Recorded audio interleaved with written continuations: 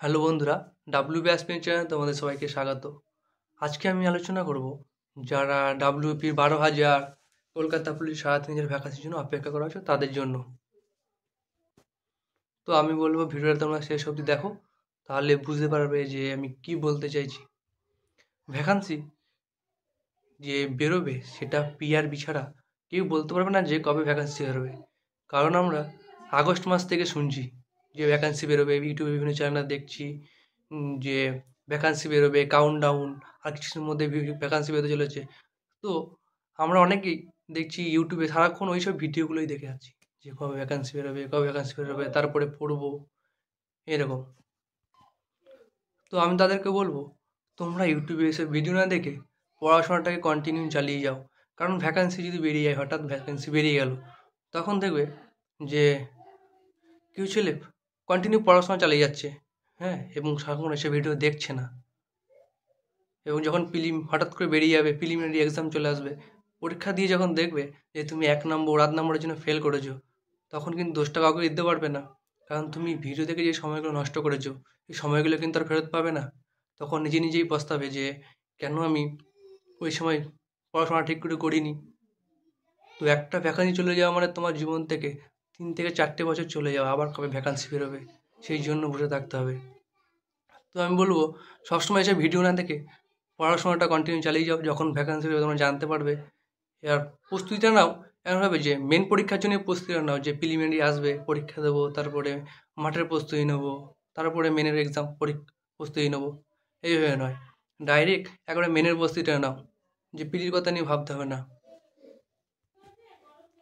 তো যেটা বলছিলাম যে তোমার জীবন থেকে 4টে বছর চলে যাওয়া মানে তোমার জীবনে একটা বড় ক্ষতি হয়ে যাওয়া। কারণ কতজন আছে যে যাদের পারিবারিক অবস্থা ভালো নয়, কারো হয়তো অনেক বয়সটা বেশি হয়ে গেছে, তো তাদের জন্য বলছি যে এই সুযোগটাকে তোমরা কাজে লাগাও। তো আমি বলবো যে পড়াশোনাটা কন্টিনিউ চালিয়ে যাও, এসব ভিডিও ফালতু না দেখে ইউটিউবে সারাক্ষণ বসে বসে ওই সময়টা পড়াশোনা করো। এবং ভ্যাকান্সি পেয়ে তোমার জানতে পারবে, অবশ্যই জানতে পারবে যে ভ্যাকান্সি বেরিয়েছে। তাই তো সারাদিন যদি এসব ভিডিও দেখেও যাও তো ভ্যাকান্সি বেরিয়ে যাবে না তা চট করে, ঠিক আছে? সাফ কথা, তাই তো। ভ্যাকান্সি যখন বের হবে চট করে ভ্যাকান্সি ঠিক বেরিয়ে যাবে। তো অনেকে আছে যে এই আগস্ট মাস থেকে, ঠিক আছে, সেই অপেক্ষা করে আছে ভ্যাকান্সি বেরোবে, ইউটিউব দেখে ভিডিও দেখছে, হ্যাঁ এই বেরোবে, এই বেরোবে, এই সময়গুলো নষ্ট করেছে জীবন থেকে 7-8 মাস বা 4-5টা মাস চলে গেছে। তো সেটাই বলছিলাম। আর কম্পিটিশনটা কিন্তু মারাত্মক হবে, ঠিক আছে? কারণ যারা কলকাতা পুলিশের মেরিট লিস্ট থেকে বাদ গেল এবং লেডি কনস্টেবলে যারা হুম এই পরীক্ষা দিল কিছুদিন বাদ যাবে, তারা কিন্তু ক্ষুধার্ত সিংহের মতো বসে আছে যে কবে নেক্সট ভ্যাকান্সি বেরোবে, আমরা সেখানে, হ্যাঁ, তাদের নামটা অবশ্যই দেখবে। তো সেখান থেকে কম্পিটিশনটা মানে মারাত্মক একটা কম্পিটিশন হবে। তো তোমাকে সেখানে লড়াই করতে হবে। তো সেইভাবে প্রস্তুতিটা তোমাকে নিতে হবে। আর একটা ভ্যাকান্সি চলে যাওয়া মানে তোমার জীবনে অনেকটা ক্ষতি হয়ে যাওয়া।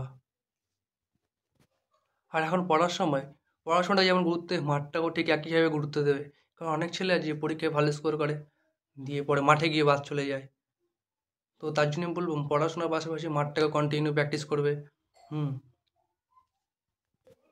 তো আমি একটা কথাই বলবো যে এইসব ইউটিউবে ফালতু ভিডিও না দেখে পড়াশোনাটা চালিয়ে যাও, কন্টিনিউ পড়াশোনা করো। আর এই চ্যানেলে যদি নতুন হয়ে থাকো চ্যানেলটাকে অবশ্যই লাইক করবে, সাবস্ক্রাইব করবে। কারণ আমাদের ধরো কলকাতা পুলিশের ট্রেনিং যাচ্ছি আমরা কিছুদিন পরে, তো সেখানে বিভিন্ন ভিডিও আসবে তোমাদের জন্য, নতুন নতুন ভিডিও ট্রেনিং সেন্টারের, তারপরে আমাদের জব প্রোফাইলের কী কী রয়েছে সেসব নিয়ে ভিডিও আসবে। তো তোমরা যদি দেখতে চাও তো চ্যানেলটিকে অবশ্যই সাবস্ক্রাইব করে রেখে দেবে।